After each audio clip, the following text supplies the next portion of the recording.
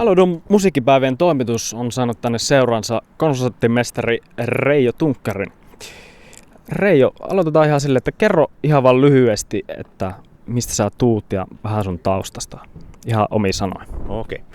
Eli mä asun tuolla Kokkolassa ja soitan työkseni Keski-Pohjanmaan kamariorkesterin konserttimestarina ja on soitellut viulua ihan 5-vuotiaasta asti.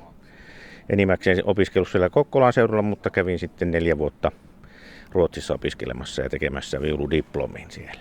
Sä olit viime vuonna täällä musiikkipäivillä sun vaimos kanssa. Nyt te tulitte koko perheen kerran, niin minkälaista se on lähteä koko perheen voimin tänne musiisoimaan? Musta se on ihan hirveän kiva, että saa ottaa koko jälkikasvunkin mukaan tähän hommaan. Että niin mä jotenkin nautin ihan hirveästi viime kesänä täällä olosta ja halusin, että koko perhe pääsee tunteen tämän samaan fiiliksi. Kyllä. Miten tämmöinen keskipohjalainen pelimanniperinne näyttelee sun soitossa? Että minkälaista roolia? Onko sillä jonkinlaista vaikutusta tähän? Kyllä varmasti on, että mä oon kasvanut sen musiikin mukana sillä, että mun isä soitti viuluja, soitti kansanmusiikkia. Hän oli oma kansanmusiikkiyhtye ja hänen kanssa aloitin soittamaan ihan kansanmusiikilla ja kuulin festivaaleilla kansanmusiikkia. Että se oli se mun ensimmäinen kosketus musiikkiin. Että kyllä se varmaan edelleen näkyy ja kuuluu siinä mun tekemisessä. No miksi sulla sitten viulu valikoituu aikoinaan soittimeksi? No se oli varmaan juurikin se, että isällä oli tapana ottaa viulu varsinkin sunnuntaisin, kun hän oli vapaapäivä seinältä ja soitella. Ja mä jotenkin ihailin sitä hommaa ihan hirveästi ja jopa niin paljon, että isä sanoi, että mä olin ottanut pari tuommoista oksaa maasta ja matkinut viulun soittoa, että sitten mulle ostettiin viulu, kun se näytti niin vakavalta se homma. Minkä ikäinen olit muuten silloin, kun sait ensimmäisen viulus? Taisinpa olla jonkun 5-6-vuotias ja täytyy vielä mainita se, että mä sain sen joululahjaksi ja kun mä hirveästi toivoin autorataa joululahjaksi ja sitten se oli vähän sen mallinen se viulukotelo, mutta pettymyksekseni siellä oli viulu. Onko sulla jotakin musiikillisia esikuvia tai semmoisia opettajia, jotka on sulle erityisen tärkeitä? Niin? Ehkä tärkein opettaja mulle on ollut Juha Kangas, jolla mä aloitin viulunsoiton opinnot vuonna 1972.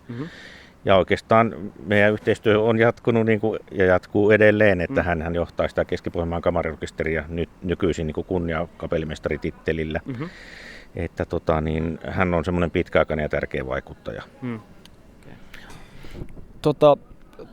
Sullakin on aika pitkä ura musiikin parissa takana, niin mistä sä sitten löydät aina se inno siihen soittamiseen uudestaan ja uudestaan? Ja onko tullut ikinä semmoista vaihetta elämässä, että tuntuu, että nyt saa riittää, että tätä ei jaksa?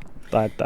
Joo, kyllä. Siis varmaan niitä hetkiä tulee. Varmaan ihan joka ammatissa, että nyt saisi olla vähän jotain muuta välillä. Mutta kyllä mä luulen sitten, että se musiikki itsessään on niin mahtavaa, että sieltä se energia jotenkin aina sitten vaan löytyy.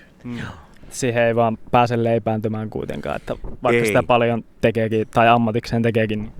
Joo, no se on, kyllähän sitäkin näkee, että siihen leipääntyy, mutta musta se on vähän semmoinen asennoitumiskysymys, että jos antaa itsensä mennä siihen, että okei, tämä on nyt taas tätä, mutta kyllä sitä pitää jaksaa yrittää innostua joka kerta. Ei saa kyynistyä. Juuri näin, siinä se oli. Niin, kerro ihan, että mitä konserttimestari oikein tekee?